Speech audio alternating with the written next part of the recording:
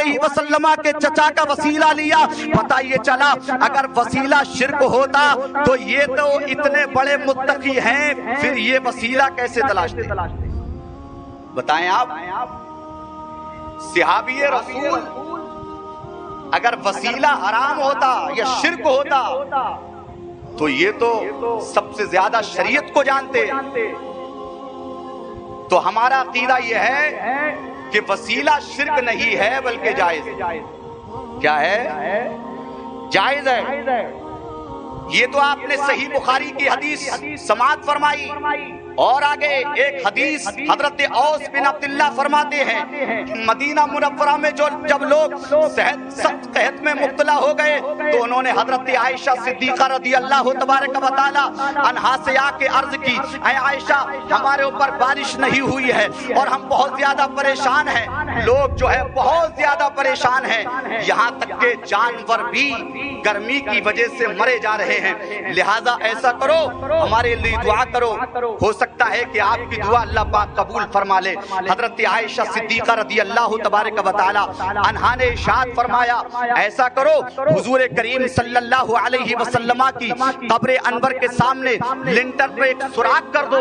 سوراخ کرنے کے بعد آپ وہ سوراخ اس طرح سے کرنا کہ نبی پاک کی قبر انور آسمان سے نظر آنے لگے. حضرات عزیزان ملت اسلامیہ، حضرت عائشہ صدیقہ رضی اللہ تبارک و تعالی عنہا نے جس طرح سے بتایا لوگوں نے ویسے ہی کیا.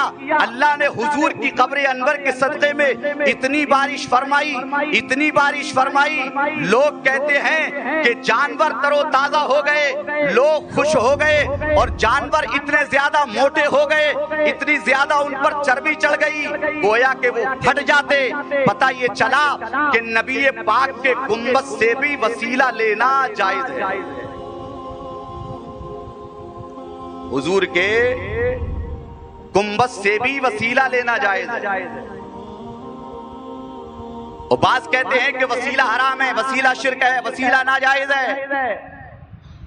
تو حدیثیں آپ نے سماعت فرمائی اور ہمارے نبی نے خود اپنے وسیلے سے دعا مانگنے کی تلقین ایک نابینا صحابی کو عطا فرمائی. کیا حدیث ہے آپ سماعت فرمائیں. ایک نابینا شخص حضور کی بارگاہ میں آیا، کہنے لگا یا رسول اللہ میرے لیے دعا فرما دے، اللہ مجھے آنکھیں دے دے. میرے نبی نے ارشاد فرمایا اگر تم صبر کرو تو یہ تمہارے لیے بہتر ہے، اگر تم چاہو تو میں تمہارے لیے دعا بھی فرما دوں گا. وہ کہنے لگا یا رسول اللہ میں جو ہے صبر نہیں کر سکتا ہوں. اچھا یہاں پر ایک بات محدثین کرام نے نقل فرمائی ہے کہ اس نے یہ کیوں کہا کہ یا رسول اللہ میں صبر نہیں کر سکتا. تو حدیث کے اندر آیا وہ اپنے دل میں یہ بات سوچ رہا تھا کہ اگر آج حضور کریم کی بارگاہ سے لوٹ گیا تو پھر ایسا موقع پھر نہیں ملے گا. اور وہ آنکھیں کیوں مانگ رہا تھا؟ وہ آنکھیں اس لیے مانگ رہا تھا یا رسول اللہ جب آپ آنکھیں مجھے مل جائیں گی تو ان آنکھوں سے آپ کا دیدار کر لوں گا، دنیا میں آپ کے دیدار سے بڑی کوئی چیز نہیں. تو یہ نابینا شخص جب حضور کی بارگاہ میں آیا کہنے لگا یا رسول اللہ آپ میرے لیے دعا فرما دے، اللہ تبارک و تعالی مجھے آنکھیں دے دے. بتائیے اگر وسیلہ شرک ہوتا تو ہمارے نبی اپنے تعلق سے یہ نہیں فرماتے کہ میں تمہیں دعا تلقین کر رہا ہوں اور یہ دعا پڑھنا اللہ تبارک و تعالی تمہیں آنکھیں دے دے گا. ہے نہیں. یہ نبینا حضور کی بارگاہ میں آئے، آنے کے بعد کہنے لگے یا رسول اللہ اللہم انی اسألوکا واتوجہ الیکا بمحمد النبی الرحمتی یا محمد انی قد توجہت بکا الی ربی فی حاجتی ہذہ لتقضی اللہم فشفی فیہ. اے اللہ عز و جل میں تجھ سے سوال کرتا ہوں اور تیری طرف نبی رحمت محمد صلی اللہ تعالی علیہ وسلم کے ساتھ متوجہ ہوتا ہوں. اے محمد صلی اللہ علیہ وسلم میں نے آپ صلی اللہ علیہ وسلم کے وسیلے سے اپنے رب عز و جل کی طرف اپنی اس حاجت پہ توجہ کی تاکہ میری حاجت پوری کر دی جائے. اے اللہ عز و جل میرے لیے حضور صلی اللہ علیہ وسلم کی شفاعت قبول فرما. پتہ یہ چلا کہ جب اس نے اس دعا کو پڑھا تو اللہ تبارک و تعالی نے نبی پاک کے دعا بتانے کے صدقے میں اس کی آنکھ کی بینائی کو واپس کر دیا. حضرات تو ہم سنیوں کا عقیدہ یہ ہے کہ وسیلہ شرک نہیں ہے بلکہ وسیلہ بزرگوں کی سنت، صحابہ کی سنت۔ اور جو یہ کہیں کہ وسیلہ شرک ہے یا حرام ہے تو ان سے کہنا سب سے پہلے آپ کے لیے ضروری ہے کہ قرآن میں سے ان آیات کو نکالو۔ بھئی قرآن میں اللہ نے جب نص قطعی سے جو بات ثابت ہے، اور یہ تو ہمارے نبی کا وسیلہ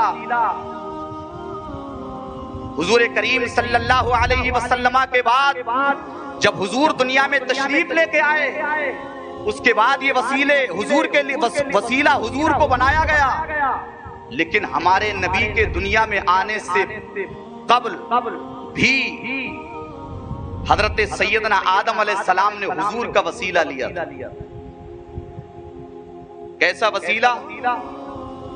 اللہ نے سورہ بقرہ میں فرمایا فَتَلَقَّى آدَمُ مِن رَبِّهِ کَلِمَاتٍ، تو حضرت سیدنا آدم علیہ السلام نے اللہ تبارک و تعالیٰ سے کچھ نام سیکھ لیے۔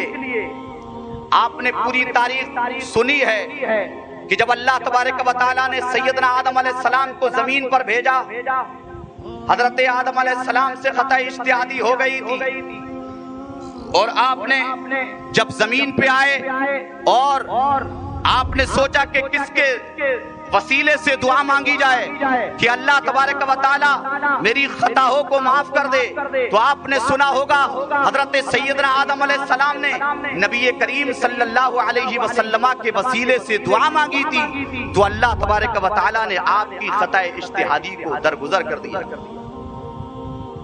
تو ہمارے نبی کا وسیلہ نبی کریم صلی اللہ علیہ وسلم کو وسیلہ بنانا یہ قرآن و سنت سے ثابت ہے۔ اگر آپ کسی بزرگ کے وسیلے کو بنا کر اللہ تبارک و تعالیٰ کی بارگاہ میں دعا فرمائیں تو یہ حرام نہیں ہے بلکہ جائز ہے۔ آپ یہ کہیں یا اللہ خواجہ غریب نواز رضی اللہ تبارک و تعالیٰ عنہ کے صدقے میں میری دعا قبول فرما دے، تو یہ حرام نہیں ہے بلکہ یہ جائز ہے۔ یا اللہ نبی کریم صلی اللہ علیہ وسلم کے وسیلے سے ہماری دعا قبول فرما دے، تو یہ حرام نہیں ہے بلکہ جائز ہے۔ اور علماء فرماتے ہیں کہ بغیر وسیلے کے آدمی اللہ تبارک و تعالیٰ تک پہنچ جائے گا۔ خدا تبارک و تعالیٰ تک پہنچنے کے لیے وسیلے کی ضرورت ہے۔ حضرات بتائیے قرآن میں اللہ تبارک و تعالیٰ نے بیان فرمایا فَابْتَغُوا إِلَيْهِ الْوَسِيلَةَ، اور اللہ تبارک و تعالیٰ کی طرف وسیلہ ڈھونڈو۔